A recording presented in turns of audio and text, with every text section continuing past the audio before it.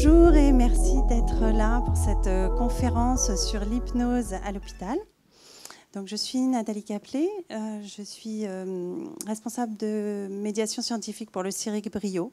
Alors, juste en deux mots, le CIRIC Brio, en fait, c'est une petite équipe qui aide à structurer, à faciliter la recherche en cancérologie sur Bordeaux, donc en mettant en lien des équipes assez pluridisciplinaires, même avec des sciences humaines et de l'immunologie, d'épidémiologie et de la physique, et surtout mettre en lien aussi des chercheurs de recherche plus fondamentale et des cliniciens. Tout ça pour être plus en lien avec les besoins des patients.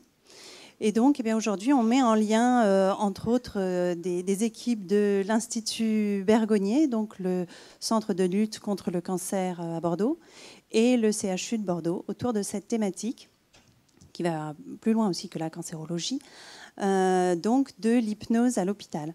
Donc la première partie sera une partie plus type conférence, mais ne vous endormez pas parce qu'on va vous demander de participer. Et puis on aura une partie table ronde et vous pouvez déjà préparer vos questions avec donc des professionnels au profil varié pour répondre, soit là, soit si vous êtes plus timide après sur le stand. Je donne donc la parole au Dr Myriam Cadenne. Merci beaucoup. Okay.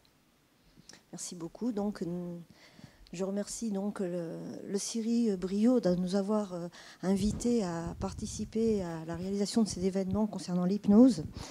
Et donc, moi, je suis médecin donc, au CHU de Bordeaux. Je suis rhumatologue, algologue et je suis également la présidente du comité de lutte contre la douleur. Donc là, juste, c'est un petit aperçu pour essayer de répertorier les idées qu'on peut avoir sur l'hypnose. Alors, qu'est-ce que c'est que l'hypnose ? Alors, est-ce que c'est de la manipulation ?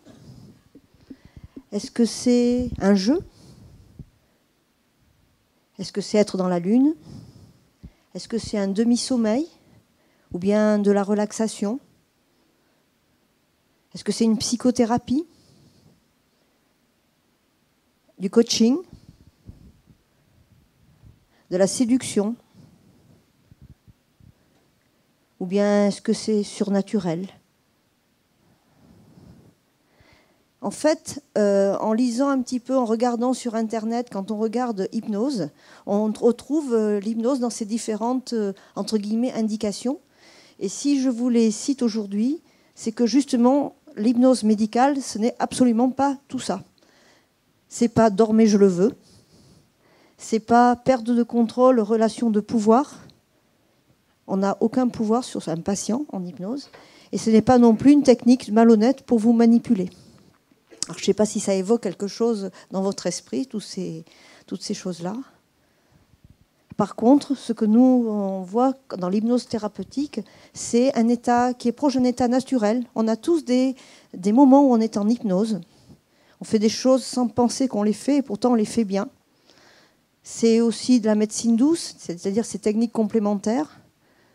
Ça s'appuie sur des suggestions. Et en général, ce sont des suggestions positives. Vous voyez, la relaxation, le soleil, la sérénité de la nature, la mer, la forêt. Et bien entendu, l'hypnose thérapeutique, ce n'est pas tout ce que peut vous suggérer, que les médias vous suggèrent. Pardon. Ce n'est pas l'emprise sur le cerveau. Ce n'est pas, vous devez le reconnaître, un certain magicien. Ce n'est pas être envoûté par l'hypnose. Ce n'est pas un jeu.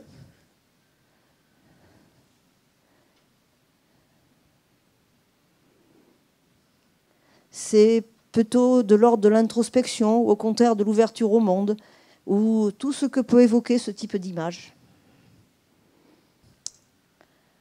Alors, en fait, l'hypnose n'a pas grand-chose à voir avec l'hypnose de théâtre, l'hypnose médicale, l'hypnothérapie ou de music-hall. Elle répond à des règles strictes. Actuellement, on voit des cabinets d'hypnose se monter un peu partout. Et on peut soigner, entre guillemets, par l'hypnose, tout. Le tabac, le burn-out, la douleur. Et ce qui est important, c'est que si vous avez un travail d'hypnose médicale à entreprendre, il faut vous assurer de ce qu'on appelle les antécédents, entre guillemets, de l'hypnothérapeute. Est-ce d'abord un thérapeute ? N'importe qui peut être thérapeute en hypnose, mais n'est pas forcément un soignant. Or, l'hypnothérapie, l'hypnose médicale est réservée aux soignants, ce qui ne veut pas dire forcément que ce soit des médecins. Ça peut être des infirmières, des manipulateurs radio, des kinés, etc., mais des gens qui ont une formation soignante, des psychologues. Et donc, il faut être très méfiant par rapport à un certain nombre de thérapeutes, hypnothérapeutes, qui peuvent en fait jouer sur la vulnérabilité des personnes pour exercer des emprises. L'hypnose médicale, elle utilise les ressources du patient en lui redonnant ses propres moyens pour faire face à ses propres douleurs. C'est-à-dire qu'on n'apporte pas à un patient des choses nouvelles, on fait surgir de lui-même des ressources pour faire les choses. En fait, c'est un petit peu comme si on leur proposait une sorte de décodage. Mais les ressources sont déjà dans le patient. Et puis, les techniques de neurosciences, on va vous en parler plus en détail juste après, a permis de montrer, l'imagerie cérébrale a permis de montrer que l'hypnose avait un effet et une efficacité, et en particulier en matière d'analgésie. Donc on est loin de l'ésotérique. La pratique de l'hypnose médicale doit être entourée d'un certain nombre de règles, et en particulier du respect d'un code éthique. Il faut que l'hypnothérapeute médical, soignant, sache rester dans son champ de son compétence, et qu'il respecte aussi, bon, bien sûr, le code de déontologie habituel dans tous les soins, mais le fait de ne pas le rendre dépendant un sujet, de ne pas le faire d'emprise, et d'être toujours dans la bienveillance. Alors, qu'est-ce que c'est ? Alors, c'est une définition parmi d'autres, mais c'est une des plus célèbres, celle de Milton Erickson, qui est à la base d'un certain nombre de pratiques d'hypnose de maintenant, qui est une école d'hypnose très, très connue. Donc, l'hypnose, c'est une relation pleine de vie qui a lieu dans une personne et qui est suscitée par la chaleur d'une autre personne. Est-ce que vous avez des questions, des choses qui vous interpellent ?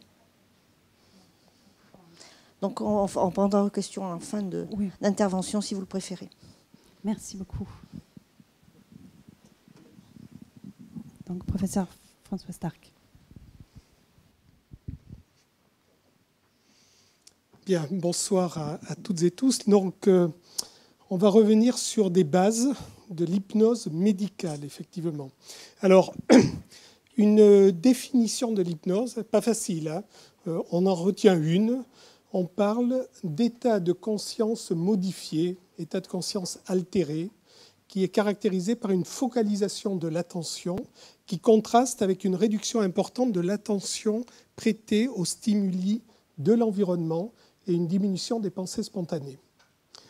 Alors vous verrez dans la littérature, sur Internet, certains parlent de quatrième conscience, d'état de veille paradoxal, un quatrième conscience à côté de l'état d'éveil dans lequel vous êtes, j'espère tous là aujourd'hui, l'état de sommeil, le sommeil paradoxal pendant lequel vous rêvez, et puis il y aurait l'hypnose, cette quatrième conscience qui pourrait être un état d'éveil paradoxal, et l'hypnose pourrait être à l'éveil ce que les rêves sont au sommeil. Alors, l'hypnose en soi, le terme est peut-être mal à propos parce que ce n'est pas du sommeil. Ce n'est pas du sommeil, vous le verrez. Et certains, comme Fabrice Lacja, proposent plutôt des termes comme vigilonie. On est vraiment en état d'éveil, mais c'est un état d'éveil qui est particulier. Alors, il y a plusieurs types d'hypnose selon leur application médicale. Vous verrez dans la littérature, on peut parler d'hypnoanalgésie pour contrôler des douleurs, d'hypnosédation que l'on peut faire au bloc opératoire, en anesthésie, d'hypnothérapie à usage psychothérapeutique. Tous ces termes-là vont utiliser l'hypnose à des fins différentes. Alors, il y a plusieurs modalités d'hypnose. Vous le verrez tout à l'heure et sur le stand, n'hésitez pas. Il y a l'hypnose conversationnelle, qui est une forme simple qui va jouer sur le langage. Vous savez, il y a une influence majeure du langage sur le vécu ou le ressenti d'un événement. Et l'hypnose conversationnelle va se servir des principes de communication qui sont utilisés en hypnose à ces fins. C'est très important dans la relation entre le soignant et son patient. Et puis après, vous avez l'hypnose formelle, qui peut être l'hypnose singulière entre un soignant et son patient. On peut faire de l'hypnose en groupe. On peut faire de l'auto-hypnose, et c'est d'ailleurs une des fins en soi de ces pratiques, où le patient, vous-même, pouvez vous mettre en auto-hypnose à certains moments. Alors l'hypnose médicale, l'hypnose thérapeutique, elle peut être définie, c'est Fabrice Lacja qui avait traduit cette définition de Montgomery, peut être définie comme une relation d'aide librement consentie entre un professionnel du soin qui a le qualifié et un patient pour participer à une technique psychothérapeutique fondée sur des suggestions. Vous verrez que l'hypnose repose sur ces suggestions qui vont être faites à différents temps de la séance d'hypnose. Et l'objectif est de produire un changement bénéfique chez le patient dans sa sensation, sa perception, sa cognition, etc. Alors voilà en gros comment se déroule une séance d'hypnose. Vous partez d'un état de veille restreinte ou ordinaire. Vous êtes soumis à des tas de stimuli extérieurs, de stimuli intérieurs, les pensées, et on va réaliser ce que l'on appelle une induction, avec des suggestions inductives, et progressivement, on va entraîner une réduction de tous ces stimuli par focalisation de l'attention. Et on arrive ainsi, en phase 2, à un état de dissociation, fascination, où vous avez une isolation sensorielle du patient. Et c'est à partir de là que vous rentrez dans cet état de veille paradoxale, où on va proposer là des suggestions à visée thérapeutique. Et c'est là où on va mobiliser, comme on vous le disait tout à l'heure, mobiliser, amplifier les ressources du patient. À la suite de cette phase 3, il faut revenir, et c'est important. Donc vous avez un retour, une phase de réassociation, avec un retour à la veille restreinte, où on peut faire également un certain nombre de suggestions, qui sont dites suggestions post-hypnotiques. On vous en reparlera tout à l'heure. Alors la grosse question, c'est est-ce que l'hypnose, est-ce que ça marche? Quelle est la réalité neurophysiologique de l'hypnose? Est-ce qu'elle est efficace pour traiter un certain nombre de maladies? Alors il y a des tas et des tas de travaux dans la littérature. Vous avez des études scientifiques sur les mécanismes de l'hypnose, quelles sont les modifications cérébrales notamment entraînées par l'hypnose. Et puis aujourd'hui, on dispose d'études cliniques, comme on le ferait avec des médicaments, d'études cliniques pour évaluer l'efficacité thérapeutique de l'hypnose dans un certain nombre de situations.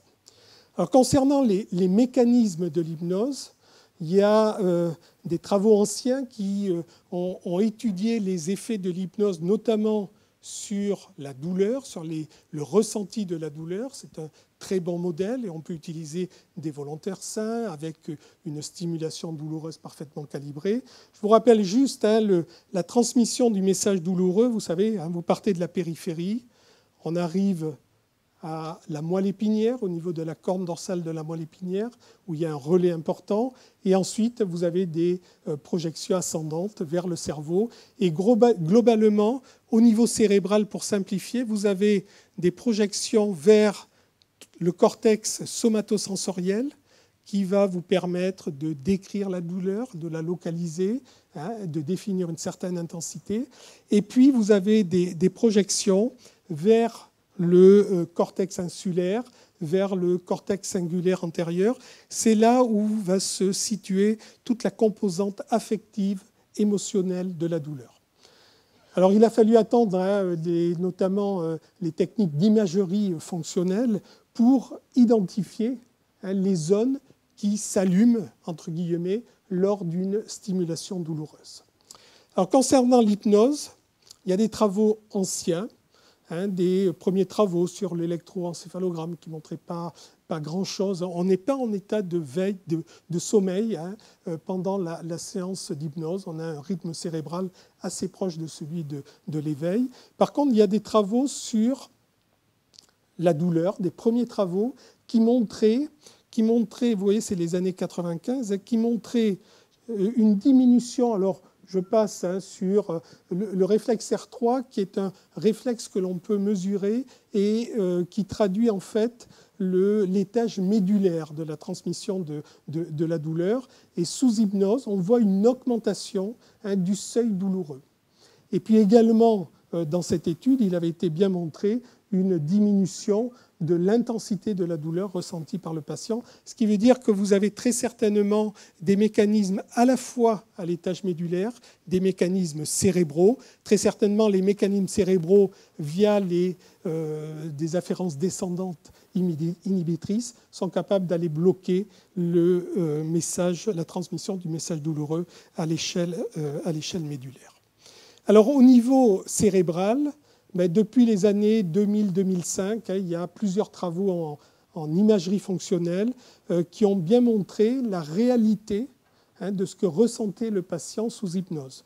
Vous prenez ici un patient à qui vous allez faire une stimulation douloureuse. On prend un volontaire, il y a différentes techniques, l'eau chaude, l'eau froide, stimulation laser, parfaitement calibrée. Et on voit s'allumer, regardez en bas simplement, on voit les zones du cerveau qui vont répondre à cette stimulation qui est réelle. Maintenant, vous prenez un patient sous hypnose et vous allez lui suggérer qu'il ressent la douleur. Et on voit également, sous hypnose, allumer ces différentes zones, les mêmes que lors de la stimulation réelle du patient. Par contre, ça c'est sous hypnose, si vous demandez à un patient simplement d'imaginer le fait d'avoir mal, là, les zones cérébrales ne s'allument pas. Également, on peut, sous hypnose, aller mimer des intensités différentes. Et vous avez ici une stimulation à un certain niveau que l'on peut reproduire parfaitement sous hypnose. Et on peut également reproduire des stimulations d'intensité différentes avec un degré au niveau cérébral en imagerie fonctionnelle dans ces zones qui vont s'allumer à des degrés moindres. Également, pour vous montrer la complexité des différentes voies, on peut, sous hypnose, aller moduler l'intensité de la douleur ou aller moduler la composante affective émotionnelle. Par exemple, vous avez, si vous faites une suggestion pendant une stimulation douloureuse en disant vous êtes de plus en plus confortable, cela demeure confortable, on est sur la notion de confort, on voit l'activité au niveau du cortex cingulaire antérieur qui va diminuer avec une diminution de la composante affective émotionnelle de la douleur. Inversement, on peut aller s'intéresser à la partie sensorielle, à l'intensité de la douleur et suggérer au patient qu'il va diminuer son intensité de douleur en imaginant un bouton que l'on tournerait, un potentiomètre que l'on tournerait. Et on voit ici la stimulation au niveau, cette fois-ci, cortical, du cortex somatosensoriel qui diminue. Alors vous voyez, ça, ce sont des travaux qui confirment les effets au niveau cérébral de l'hypnose, la réalité de cet état hypnotique. Alors maintenant, concernant l'efficacité thérapeutique de l'hypnose, est-ce que ça marche? Je vous l'ai dit, il y a des tas et des tas d'études. Si on prend la Bibliothèque nationale qui recense tous les travaux scientifiques, là j'ai fait ça il y a 15 jours à peu près, il y a, vous voyez, plus de 600 études, d'études cliniques bien conduites, qui étudient, qui comparent l'hypnose à d'autres traitements. À partir de ces études, l'Académie nationale de médecine en France a fait le point en 2013 sur ces thérapies complémentaires, dont l'hypnose. Et les conclusions de l'Académie pour l'hypnose, c'est l'hypnose s'accompagne de manifestations cliniques et neurophysiologiques qui en garantissent l'authenticité et légitiment son utilisation thérapeutique. Alors à l'époque, là en 2013, les indications qui paraissaient intéressantes, c'était tout ce qui était douleur liée aux gestes invasifs, notamment chez l'enfant, l'adolescent, on vous en reparlera tout à l'heure, également les effets secondaires des chimiothérapies anticancéreuses, mais d'autres situations, vous allez voir, ont été évaluées. L'équivalent anglais, hein, la revue Cochrane, qui fait le point très très régulièrement sur l'ensemble des études de par le monde, a identifié 6 grandes indications thérapeutiques de l'hypnose avec un nombre suffisant d'études derrière. Il y a eu, vous voyez, depuis les années 2007, l'hypnose dans la schizophrénie, l'hypnose dans les colopathies fonctionnelles, l'hypnose pour des soins, bien sûr, soins dentaires, l'hypnose pour les addictions, le sevrage tabagique. Et puis là, très récemment, est paru en début d'année, la prise en charge de la douleur pendant le travail et l'accouchement. Et puis tout ce qui est préparation, pré- et post-opératoire des patients devant subir une anesthésie pour un acte chirurgical. Alors pour finir, en France, l'an dernier est sorti un rapport de l'INSERM qui a évalué l'efficacité de la pratique de l'hypnose, donc sur la base de ces analyses de la Cochrane, également sur la base d'autres méta-analyses et des travaux plus récents. Pour eux, hein, il y a 2 indications aujourd'hui où on a suffisamment de preuves, hein, pour affirmer l'efficacité de l'hypnose. Ça ne veut pas dire qu'il n'y en a pas d'autres, hein, mais on a des études méthodologiquement bien conduites qui montrent la supériorité de l'hypnose, hein, par rapport à d'autres techniques dans ces situations. La première, c'est l'hypnosédation au bloc opératoire, hein, qui va permettre de diminuer la consommation des hypnotiques, des analgésiques. Et alors on associe l'hypnose, notamment lors de l'induction de l'anesthésie, à nos techniques. Et puis également, une autre indication avérée qui est l'effet bénéfique de l'hypnothérapie dans la prise en charge des colopathies, en gros.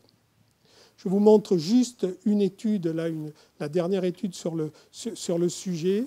On prend 90 patients, randomisés au hasard dans 2 groupes, traitement standard, médical, avec un accompagnement psychologique assez limité, en fait, sous forme d'interview. C'est une étude américaine.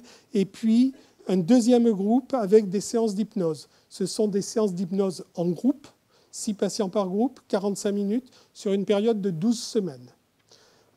Cette étude, les résultats montrent un effet bénéfique de l'hypnose à la fin de l'étude, au bout des 12 semaines, et surtout un effet prolongé.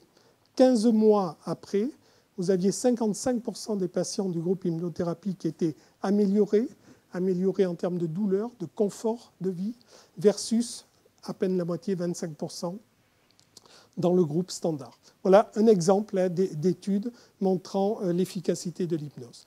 Alors, également, il faut toujours parler, quand on parle d'efficacité, il faut parler de sécurité. Les données concernant la sécurité de l'hypnose sont tout à fait rassurantes. Il y a très peu d'effets indésirables. L'enjeu, comme cela a été dit, se situe plutôt au niveau éthique, au niveau juridique, l'encadrement de la pratique. Et le risque de l'hypnose apparaît vraiment très faible, hein, quand celle-ci est utilisée par un professionnel de santé. Voilà, en conclusion, vous voyez l'efficacité démontrée de l'hypnose aujourd'hui. Intérêt potentiel dans de nombreuses situations. Je vous en ai juste listé quelques-unes, mais il y en a des tas d'autres. L'hypnose, hein, je répète ce qui a été dit tout à l'heure, hein, l'hypnose permet de mobiliser les ressources internes du patient et participe à lui donner un rôle actif dans sa prise en charge. Et puis, on a encore besoin, hein, d'études cliniques bien conduites, hein, pour étudier l'hypnose dans d'autres situations. Je vous remercie.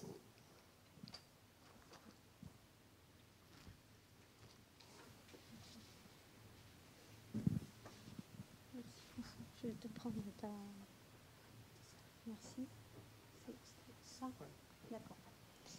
Ok, bonjour. Moi, je me présente, Sylvie Colombani. Je suis médecin anesthésiste à l'Institut Bergonié. Alors, vu que François vous a parlé de l'efficacité de l'hypnose, moi, j'aimerais vous parler des formations médicales existant actuellement sur Bordeaux. Hein. On va rester sur Bordeaux.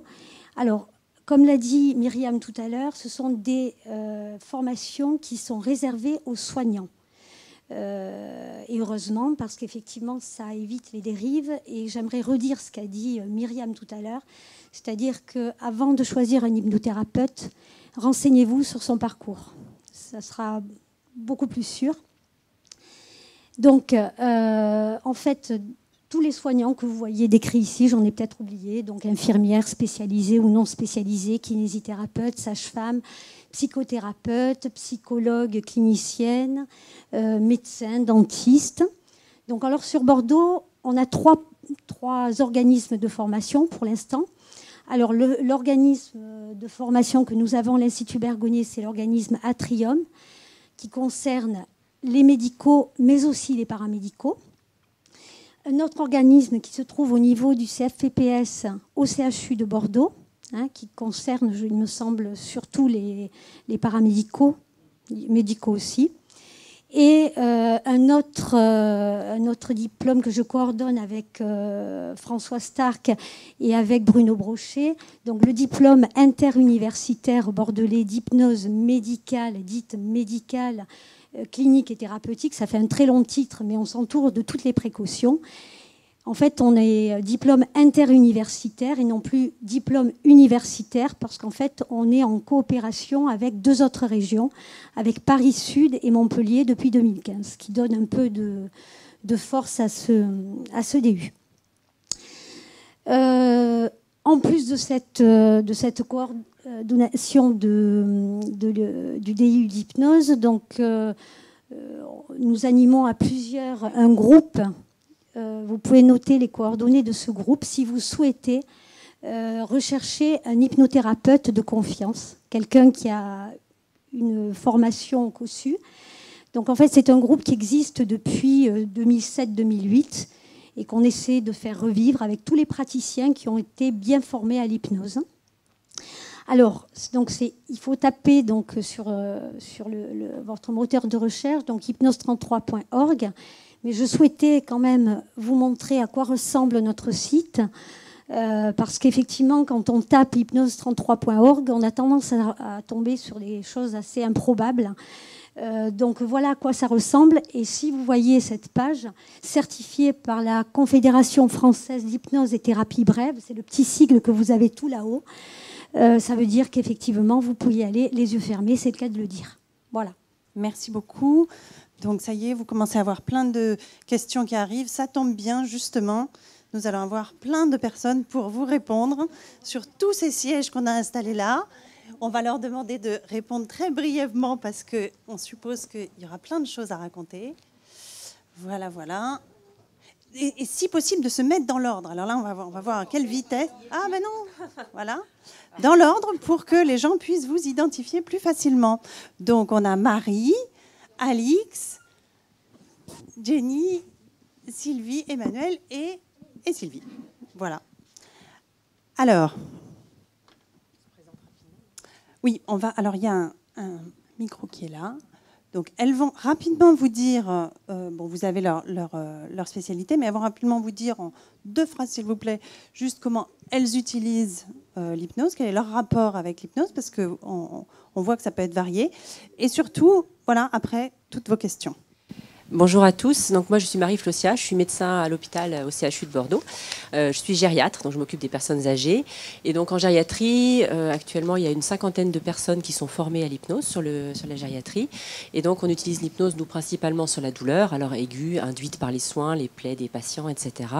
La douleur chronique et puis les problèmes de comportement aussi des patients qui ont des troubles de la mémoire comme les maladies d'Alzheimer. Juste un petit mot rapide, par exemple, sur le CHU de Bordeaux, pour vous dire quand même l'ampleur que ça commence à prendre. Sur tout le CHU, actuellement, il y a à peu près 250 personnes formées à l'hypnose. Donc, un quart de médecins et 3/4 de soignants, infirmières anesthésistes, psychologues, manipulateurs radio, kinés. Donc, finalement, il y a du monde, à peu près des gens formés quasiment dans tous les services de l'hôpital. Et donc, nous avons structuré ça sous un groupe qui se réunit régulièrement, qui s'appelle HIPHOP, Hypnose Hôpital, et qui permet de pratiquer entre nous. Donc voilà. Bonjour, donc je suis Alix Trèves, infirmière à Bergonié en chirurgie. Donc je pratique l'hypnoanalgésie, donc surtout pour les soins, donc la douleur, enfin l'hypnose au niveau des douleurs, les soins induits, voilà, pardon, par la douleur.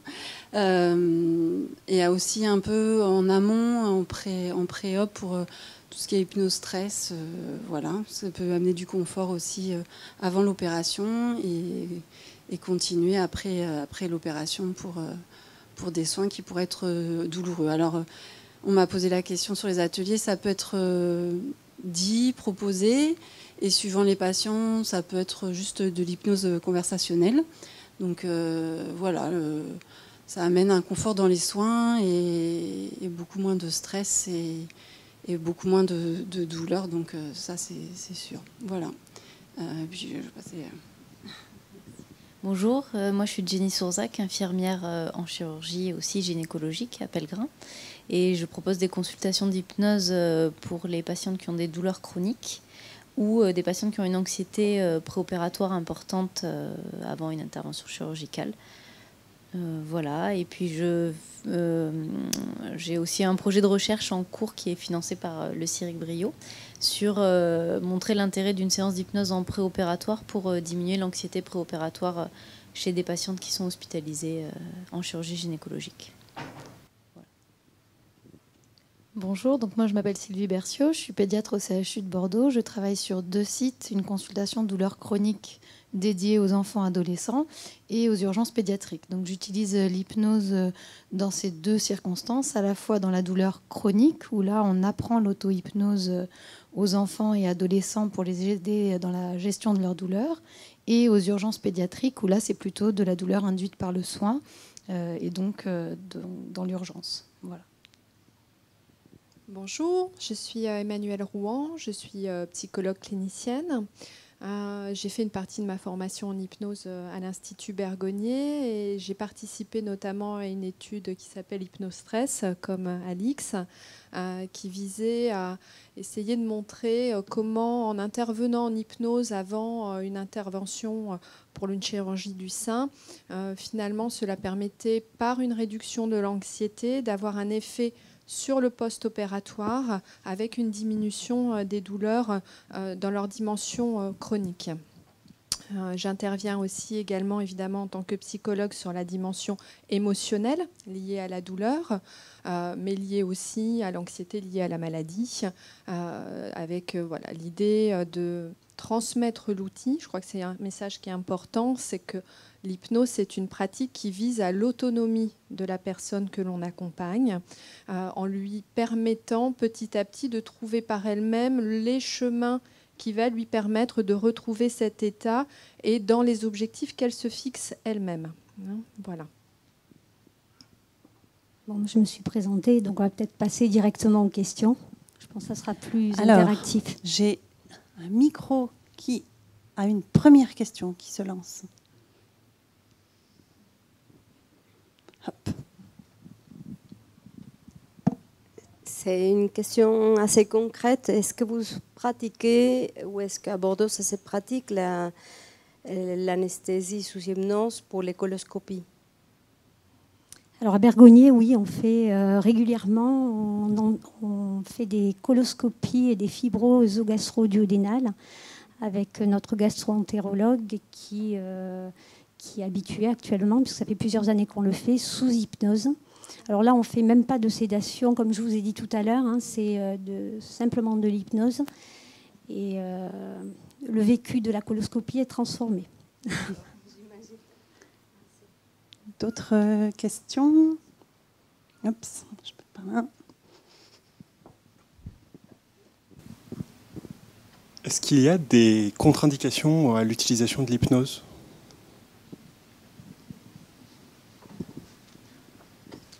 Alors classiquement, on dit que les psychoses sont une contre-indication. Or, il s'avère que ce n'est pas le cas parce qu'il y a beaucoup de psychiatres maintenant qui utilisent l'hypnose dans les traitements des psychoses.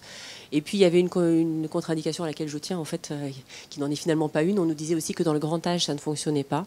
Or, ce n'est pas vrai du tout et ça fonctionne très bien. C'est juste que les techniques sont différentes. En fait, chacun pratique dans son domaine de compétences. C'est-à-dire que moi, je suis gériatre, je ne vais pas aller faire de la pédiatrie et je ne vais pas aller traiter des psychoses, parce qu'en temps normal, je ne sais pas le faire, donc je ne saurais pas le faire. Par contre, chacun, dans son domaine de compétences, sait gérer telle pathologie, donc pourra l'utiliser en hypnose. Alors justement, comme on est là-dessus, est-ce qu'on peut avoir une idée de la différence que ça peut être entre, justement, par exemple, les enfants et les personnes âgées?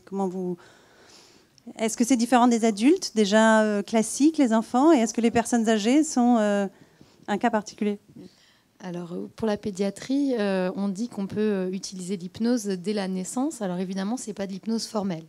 Pour faire une séance d'hypnose formelle, comme vous l'avez montré le professeur Stark, il faut que l'enfant ait à peu près 6-7 ans. Et entre 6 ans et 14 ans, c'est vraiment la période où ils sont, on dit, très inductibles. C'est-à-dire qu'on arrive très facilement à les mettre en état d'hypnose.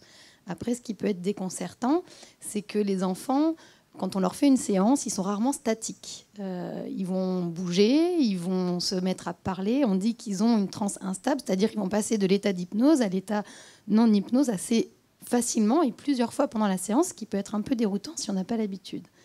Après, quand on arrive chez les adolescents plus grands, ça retombe sur des séances d'hypnose presque comme pour l'adulte. C'est plus les techniques pour les mettre en état d'hypnose qui vont changer. Chez le tout petit, ce n'est pas de l'hypnose formelle qu'on utilise. Chez les vraiment tout petits, 0 à 2 ans, on va utiliser des stimulations notamment olfactives, l'odeur de la maman, d'un doudou, quelque chose de réconfortant. Des musiques aussi qui pourraient être utilisées par les parents à la maison, qu'on peut remettre dans des situations qui pourraient être stressantes pour l'enfant lors d'un soin, par exemple, et qui pourraient l'apaiser. Et à partir de 2 ans à 6 ans, on va beaucoup utiliser tout ce qui est imagé, donc des bulles de savon, les histoires, faire parler le doudou, faire la séance sur le doudou, mais finalement l'enfant le fait avec nous. Et c'est quelque chose de très, très interactif. C'est-à-dire que l'enfant, pendant la séance, va avoir les yeux ouverts, va parler, et pour autant, il sera en état d'hypnose. Pour vous donner un exemple concret, aux urgences pédiatriques, pour suturer un enfant qui refusait, on utilise parfois un masque qui s'appelle le Méopa. Bref, il refusait ce masque et on devait lui faire des points de suture. Et sauf qu'il ne voulait absolument pas qu'on l'approche et qu'on le touche. Et donc, on dit qu'ils sont dans ces cas-là en hypnose négative. Ils sont complètement focalisés sur leur douleur et ce qu'on doit leur faire et ils sont verrouillés. Et donc, du coup, on est parti sur toute autre chose.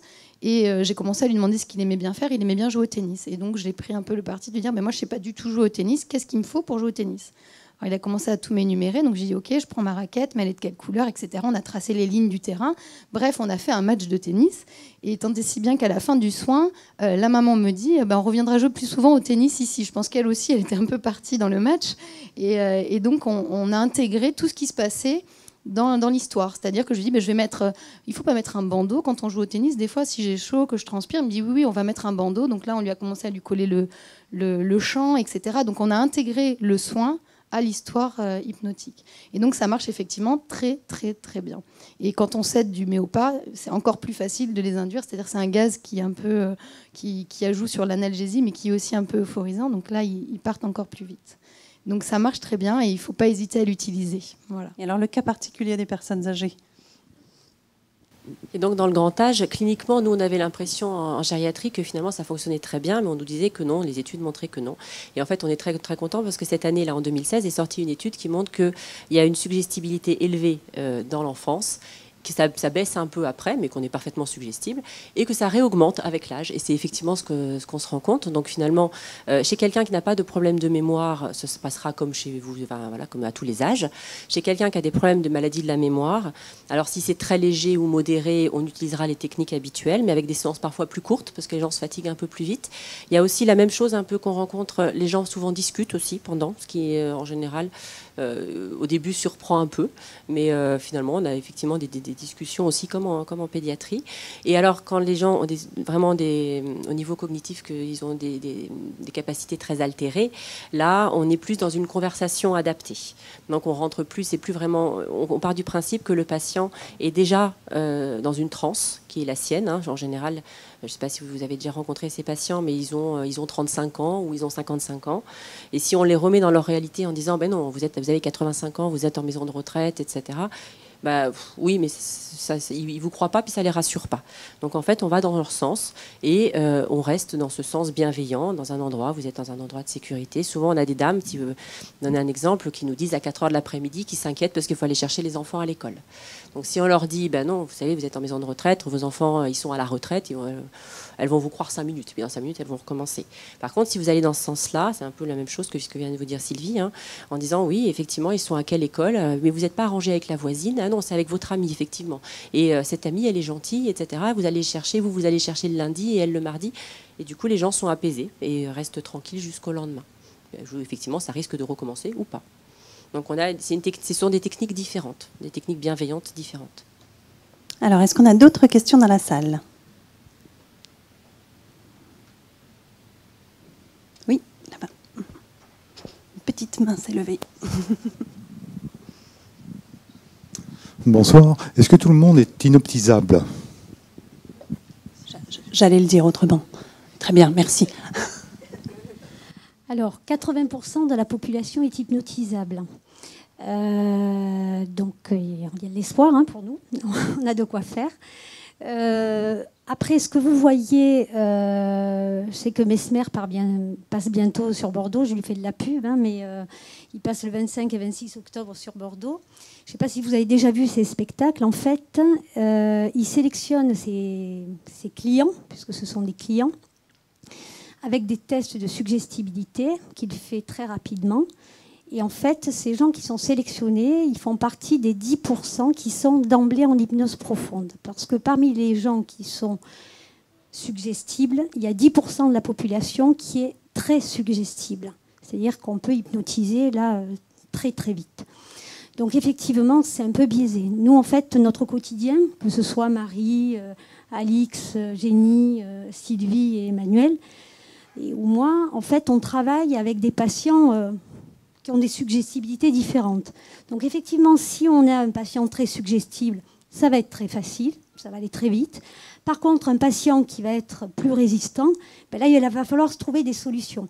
Et d'où l'intérêt de pratiquer l'hypnose dont a parlé Myriam tout à l'heure, l'hypnose ericksonienne, parce qu'Erickson, en fait, a complètement transformé l'hypnose traditionnelle de cabaret que tout le monde voit actuellement en hypnose indirecte, permissive, pour pouvoir contourner les résistances des patients résistants.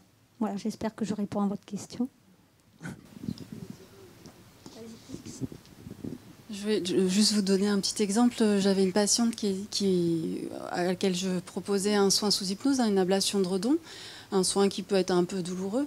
Et elle se disait très dans le contrôle, ne pas y croire, et voilà. Donc en fait, on peut aussi servir de la réaction du patient. Donc je lui dis, mais oui, on va pas essayer, mais par contre, si vous êtes très dans le contrôle, je vais vous expliquer exactement comment je procède. Et en fait, finalement, je suis partie sur une hypnose conversationnelle et à vraiment lui décrire tout mon soin, qu'elle surveille bien, que je passe bien à cet endroit-là pour telle raison. Et sans s'en rendre compte, finalement, elle a été mise sous hypnose. Elle a eu ce soin et elle n'a pas senti l'ablation du redon. Elle a eu un autre vécu. Et après, on en a reparlé. Et finalement, elle a pris conscience que c'était possible même pour elle. Donc, il y a des croyances qu'on peut avoir personnellement. Mais on peut aussi se servir de ces réactions, de ces mécanismes de défense. Voilà. Et du coup, ça a vraiment encore mieux fonctionné qu'avec quelqu'un qui se croyait plutôt... facilement avec un lâcher-prise facile ou autre. Et elle, en utilisant son contrôle, finalement, elle a eu un soin qu'elle n'a même pas senti. Voilà.